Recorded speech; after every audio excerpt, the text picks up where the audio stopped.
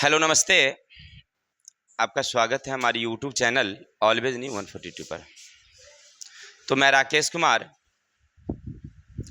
तो आज हम लोग पढ़ेंगे क्लास 10th भूगोल का अध्याय नंबर 2, जिनका नाम है भूमि और मृदा संसाधन।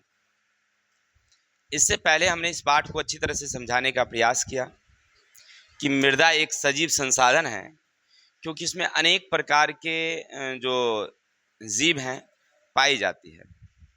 मृदा निर्माण की प्रक्रिया किस प्रकार से है और उनकी संरचनाएं कण के आधार पर, रंग के आधार पर जो भौतिक गुण थे उनको और रासायनिक गुण थे उनको हमने देखा था। साथ ही साथ भारत में पाई जाने वाली जितने प्रकार की मिट्टी हैं, इन सारी मिट्टियों को हमने क्या किया, अलग अलग प्रकारों से मतलब उसको वर्णन किया था। उसको बंद कर दीजिए, नहीं होगा। उधर वाला लाइट जला दीजिए, इधर नीचे से उधर लास्ट में नीचे वो पंखा का है ना। हाँ चलिए, हाँ जी। तो इस तरह से हमने क्या किया कि वो मिट्टी का वर्गीकरण किया, साथ मृदा संरक्षण और मृदा अपरदन की कहानी को भी हमने विस्तार से समझाया। अगर आप वो वाली वीडियो नहीं देखे हैं तो पहले हमारी चैनल पर वीडियो हैं, पार्ट 1 और पार्ट 2 करके देखिए। चलिए, अब क्या करना है, आज हम लोगों को क्या करना है, अति लघुत्तरीय, कारण, लघुत्तरीय और दीर्घोत्तरीय सारे क्वेश्चनों को पढ़ना है। तो सबसे पहले क्या करिए, आप कोई भी वीडियो देखने से पहले ना एक नोटबुक रखिए, और नोटबुक रखिए सामने में, और जो ज़रूरत पड़े उसको नोट करते जाइए। वीडियो देखिए, जो आवश्यक समझ में आए उसको नोट कर लीजिए, ठीक है। चलिए, तो ज़्यादा देरी ना करते हुए चलते हैं हम अपने प्रश्नोत्तरी की तरफ। चलिए,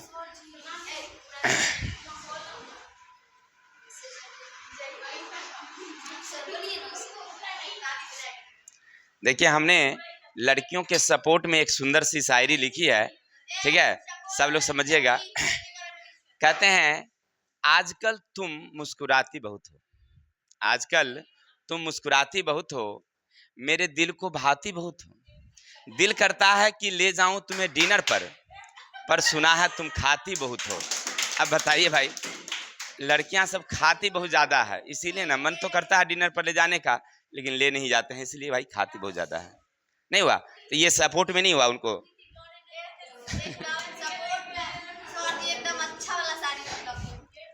अरे हमने एक वीडियो देखा था, बहुत सुंदर वीडियो था। जब लड़कियां जाती है ना होटल में, तो ऐसे खाती है, खाएगी और टिश्यू पेपर से ऐसे ऐसे मुंह साफ करेगी अस्थिर से, और चम्मच से भोग भोग करके। घर पर जब खाती है तो बर्तन धोते समय चम्मच में लगल रहता है, करछुल जिसको कहते हैं, उसमें लगल रहती है, तो वो नोच के खींच लेती है। बताए। चलिए, तो क्षेत्र आइए, अब कारण की दृष्टि से समझते हैं, थोड़ा सा प्रश्न उत्तर हो जाए। ये सब मनोरंजन थी, थोड़ा प्रश्न उत्तर की तरफ। क्षेत्रफल की दृष्टि से उत्तराखंड केरल से बड़ा है, परंतु इनकी आबादी कम है, क्यों? समझिएगा मेरे भाई, क्षेत्रफल की दृष्टि से उत्तराखंड ना केरल से बड़ा है, यानी उत्तराखंड इतना बड़ा है तो केरल इतनी बड़ी है, लेकिन केरल में आबादी ज्यादा है जबकि उत्तराखंड में आबादी बहुत कम है। देखिए, इसका कारण क्या है ना, इसका मेन रीजन क्या है कि कहीं भी तुमको आबादी के बारे में पूछ दे, याद रखना कि भाई बिहार में आबादी क्यों ज्यादा है, उत्तर प्रदेश में आबादी ज्यादा क्यों है, जम्मू कश्मीर में कम क्यों है कि नहीं। चाहे वर्ल्ड की ही बात करें, भारत, चीन में जनसंख्या ज्यादा है और अन्य प्रदेशों में जनसंख्या भाई कम है। इसके पीछे का कुछ कारण जरूर होता है। सबसे पहला कारण क्या समझिए, भारत में अगर चलेंगे, उत्तराखंड की बात करेंगे और केरला की बात करेंगे, तो सबसे मेन कारण है जलवायु। यानी भारत की जो जलवायु, यानी उत्तराखंड की जो जलवायु है वो ठंड जलवायु है, वहाँ पर ठंड पड़ा करती है, ठीक है। पहाड़ी इलाका है, वहाँ पर खेती बाड़ी अच्छी नहीं होती है। जबकि केरल चले जाइए तो केरल की जलवायु सम है, सालों भर एक जैसे मौसम रहते हैं, कोई ज़्यादा गर्मी वहाँ नहीं मिलती है, न ज़्यादा ठंडा मिलती है।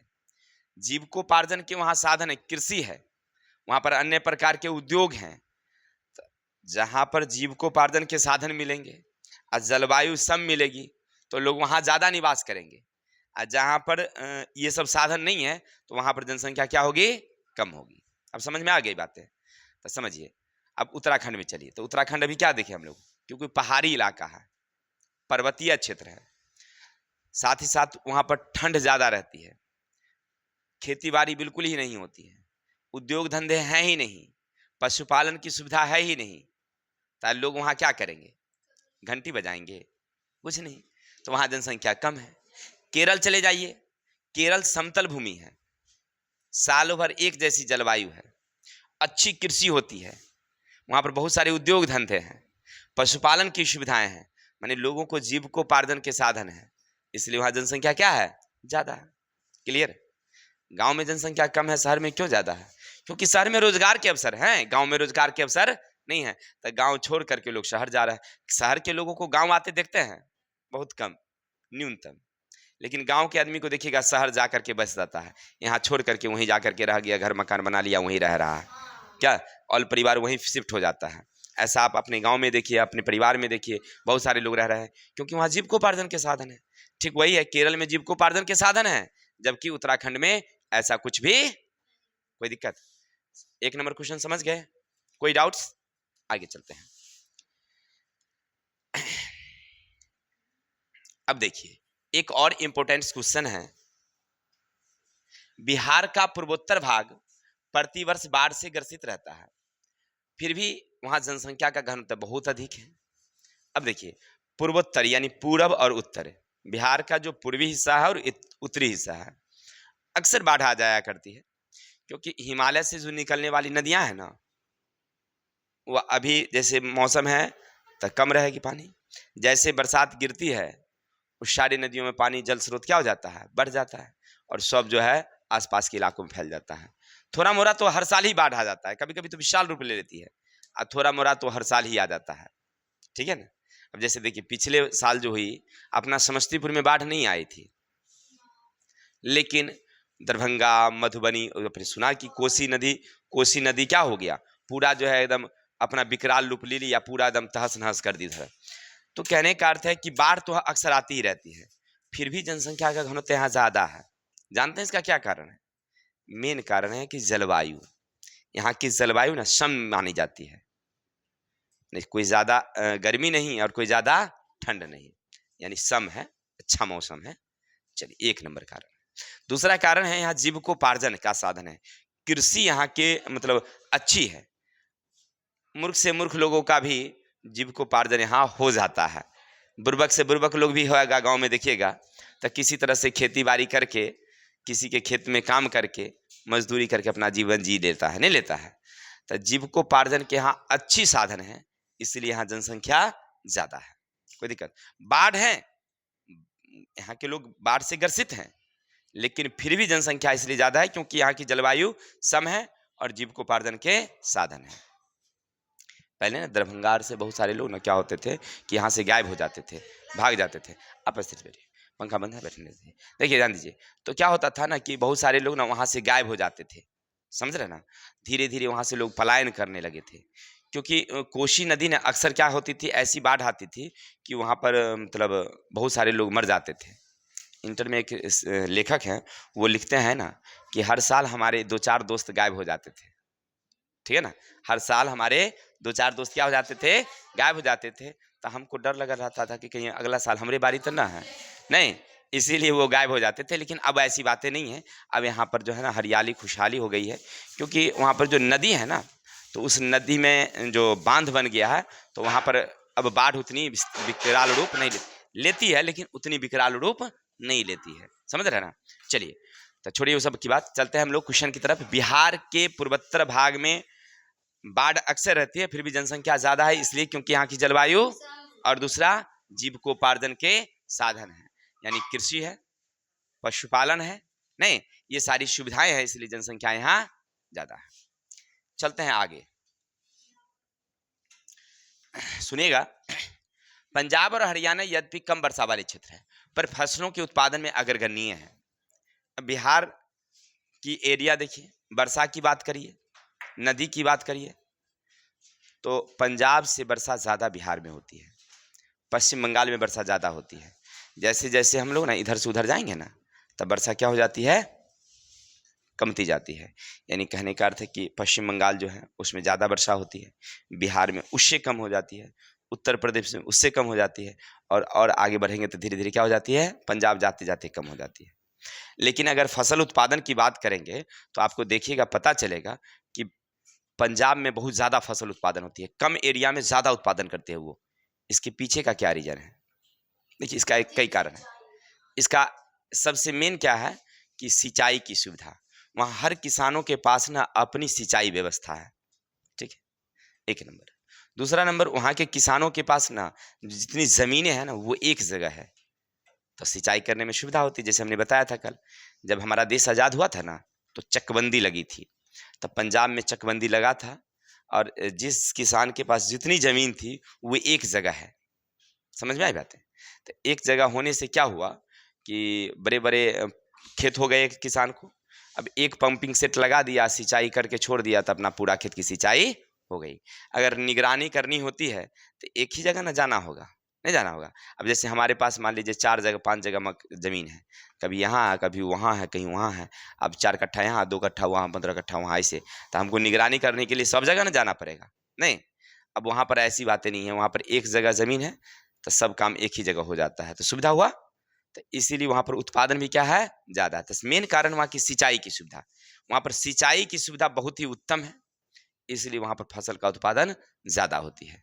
तो आप क्या लिखेंगे? लिखेंगे पंजाब और हरियाणा में बारिश कम होती है, वर्षा की सुविधाएं वहाँ बहुत कम है, लेकिन सिंचाई की व्यवस्था सबसे उत्तम है, इसीलिए वहाँ पर फसल उत्पादन अधिक होता है। चलिए, क्वेश्चन समझने में किसी को दिक्कत? आगे चलते हैं। कपास के उत्पादन में महाराष्ट्र और गुजरात अग्रगण्य राज्य हैं, क्यों? देखिए, आप गौर किए होंगे कि कपास की खेती जो हम लोग करते हैं, तो कपास की खेती के लिए क्या चाहिए? मेन चीज काली मृदा चाहिए, साथ ही साथ सम जलवायु चाहिए, ठीक है ना, यानी पाला रहित मौसम चाहिए। उसको पाला नहीं चाहिए, ठंडा नहीं चाहिए। ठंडा जब ये मारेगी ना तो फसल सब क्या हो जाएगी, गल जाएगी, नष्ट हो जाएगी, तो फिर अच्छा होगा, नहीं होगा। यानी कहने का अर्थ है कि कपास की खेती के लिए 2 चीज़ मेन जरूरी है। एक मृदा होना चाहिए कैसा, काली, और दूसरी क्या होनी चाहिए, मौसम कैसा होना चाहिए, सम होना चाहिए। उसको पाला नहीं लगना चाहिए, उस फसल में ठंडा नहीं चाहिए उसको, यानी सामान्य तापमान जो है 15-20 डिग्री तापमान उसको हमेशा चाहिए, ठीक है। अब ये दोनों चीज़ें जो हैं कहाँ मिलती है, महाराष्ट्र और गुजरात में। वहाँ की मिट्टी काली है, और साथ ही साथ वहाँ के सालों भर का मौसम एक जैसा है, क्योंकि समुद्र के किनारे बसा हुआ है। तो समुद्र के किनारे होने के कारण वहाँ की जलवायु कैसी है, एक जैसी है। वहाँ पर पाला नहीं गिरता है, ठंडा नहीं रहता है। मुंबई यार में जाइएगा ना तो आपको हमेशा सब दिन एक ही जैसा मौसम मिलेगा। तो कहने का अर्थ है क्या है, वो इसी कारण वहाँ पर कपास का उत्पादन सबसे ज़्यादा होता है। अब जैसे देखिए अपने यहाँ गेहूं के उत्पादन के लिए ना ठंड चाहिए, पाला चाहिए। अब अपने बिहार में पाला चीरता है, कभी कभी ठंडा नहीं गिरता है, तो लोग सुनते होंगे, कहता है कि गेहूं का उत्पादन होबे नहीं करेगा, ठंडा पाला जब नहीं गिरेगा, ठंड जब नहीं होगी, तो गेहूं जो है ना मोटी होबे ही नहीं करेगी ना। तो इसलिए जो है क्या, तो इसलिए पाला चाहिए। लेकिन वहां पर कपास की खेती के लिए पाला, चलिए ध्यान दीजिए, तो कपास के उत्पादन महाराष्ट्र और गुजरात में क्यों ज्यादा होती है? इसके मेन 2 कारण हैं। पहला है वहां की काली मृदा, और दूसरी है वहां की पाला रहित जलवायु, ठीक है। आगे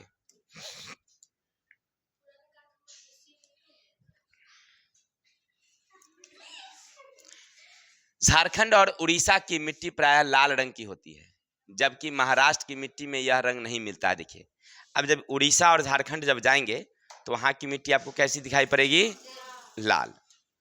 लेकिन जब हम लोग महाराष्ट्र जाते हैं तो वहाँ की मिट्टी कैसी मिलती है, काली। इसके क्या कारण है?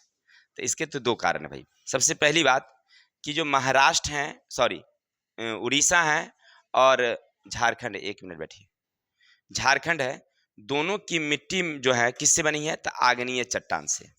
क्लियर है? झारखंड और उड़ीसा की जो मिट्टी बनी है वो किससे बनी है, आग्नेय चट्टान से। तो आग्नेय चट्टान से बने होने के कारण वो रंग लाल है, नंबर 1।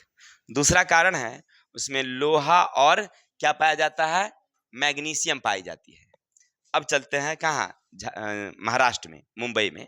तब महाराष्ट्र में जाएंगे तो वहाँ की मिट्टी जो है ना बेसाल्ट वाला है, लावा युक्त है, और उसमें न लोहा के साथ साथ एल्यूमिनियम है। जबकि उड़ीसा में क्या है, मैग्नीशियम, और वहाँ क्या है, एल्यूमिनियम है। इसीलिए वहाँ की मिट्टी कैसी है? काली है। अंतर समझ गए ना? फिर समझते हैं। लिखेंगे झारखंड और उड़ीसा की मिट्टी आग्नेय चट्टान से बनी है। इसमें लोहा के साथ साथ मैग्नीशियम पाई जाती है, इसीलिए इसकी मिट्टी लाल है। जबकि हम लोग महाराष्ट्र जाते हैं तो वहाँ की मिट्टी बेसाल्ट वाली है, लावा युक्त मिट्टी बनी है, साथ उसमें लोहा के साथ साथ एल्यूमिनियम पाई जाती है, इसीलिए उसकी मिट्टी कैसी है? काली है। That's all. आगे चलते हैं। अब देखिए, हिमालय क्षेत्र में सीढ़ी नुमा खेत मिलते हैं क्या? बस हिमाचल है, यानी हिमाचल यानी हिमालय रखिए, हिमालय का जो तराई क्षेत्र है, जम्मू कश्मीर है, हिमाचल प्रदेश है, उधर उत्तराखंड है, ये सब की जो खेत है ना वो सीढ़ी नुमा दिखाई पड़ती है। ऐसा क्यों? तो हम लोग जानते हैं कि जब ज़्यादा ढलान होती है तो मृदा कटाव अधिक होती है। जब ज़्यादा ढलान रहेगी ना तो ऊपर से जब तेज बारिश होगी तब वर्षा के जल के साथ साथ क्या बह के चली आएगी? मिट्टी भी चली आएगी, तब मृदा कटाव क्या होती है? ज़्यादा होती है। तो इससे बचने के लिए वहाँ पर सीढ़ी नुमा खेत बनाई जाती है।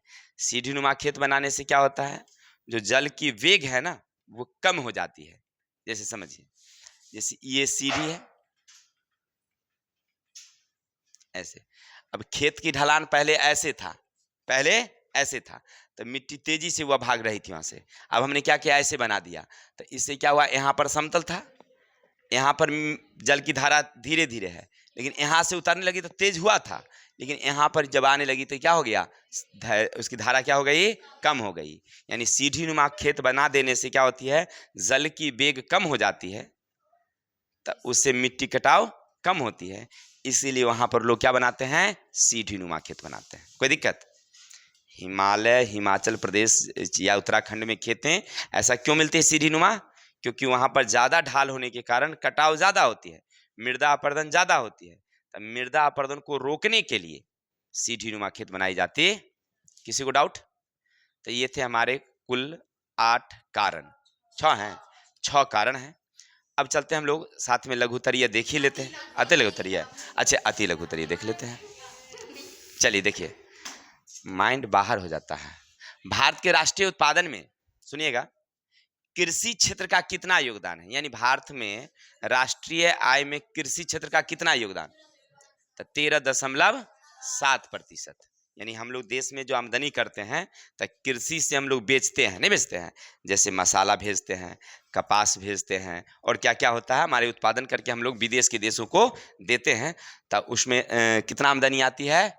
13 विदेशी मुद्रा। अब आगे, भारत की प्रमुख भू आकृतियों के नाम। तो प्रमुख भू आकृति में देखेंगे तो भारत की प्रमुख भू आकृति को 3 भागों में बांट दिया गया है। एक है पर्वतीय क्षेत्र, फिर है मैदानी क्षेत्र, और एक पठारी। तो पर्वतीय क्षेत्र कितना है भाई? मैदानी कितना है? अब पठारी कितनी है? ये हम लोग उस दिन मैप से देखे थे, नहीं देखे थे कि वहाँ पर गोल गोल बना हुआ था उसके हिसाब से। तो ये याद रखिएगा कि पर्वत कितना भाई? 30, मैदानी कितना, अब पठार कितना? 27। अब आगे चलते, एक वर्ष से भी कम समय तक जिस खेत में फसल उत्पादन न हो रहा हो तो उसका क्या नाम रखेंगे? तो उसको वर्तमान प्रति कहेंगे। क्या? 1 साल से कम समय की बात है। जैसे इस बार ना हम खेतों में फसल नहीं लगाए हैं, इस बार खेत में फसल नहीं लगाए हैं, पिछले महीना था फसल लेकिन ये महीना छोड़ दिए हैं, तो इसका क्या मतलब हुआ? कि प्रति तो है लेकिन नई वाली प्रति, इसको क्या कहेंगे हम लोग? वर्तमान प्रति। ठीक है, चलिए, लेकिन नई वाली है। अब आगे, किन 2 राज्यों में सबसे अधिक व्यर्थ भूमि पाई जाती है? माने जहां पर खेती बाड़ी नहीं हो, राज्य में जमीन है लेकिन वहां पर खेती बाड़ी अभी नहीं हो रही है, व्यर्थ भूमि है। तो पहला याद रखेंगे, जम्मू कश्मीर में कितनी? 60, और राजस्थान में कितना? 30%। तो किन 2 राज्यों में सबसे ज्यादा? क्योंकि जम्मू कश्मीर में तो पर्वतीय क्षेत्र ना है, पहाड़ी इलाका है, तो वहां पर खेती बाड़ी बिल्कुल ही कम होती है, कहीं कहीं पर अपना होता है। ठीक है ना? चलिए आगे, क्षारीय मिट्टी पीएच मान 7 से अधिक होगा या कम? तो 7 से ज्यादा होगा तो उसको कहेंगे हम लोग क्षारीय, और 7 से कम हो जाएगी तो, ये सब तो हम लोग किस में पढ़ लिए थे? बायोलॉजी में, नहीं पढ़ लिए थे। चलिए, तो आज के लिए इतनी ही रहने देते हैं, कल मिलते हैं नेक्स्ट वीडियो के साथ। तब तक के लिए हंसते रहिए, मुस्कुराते रहिए, और हमें विदा दीजिए। जय हिंद, जय भारत।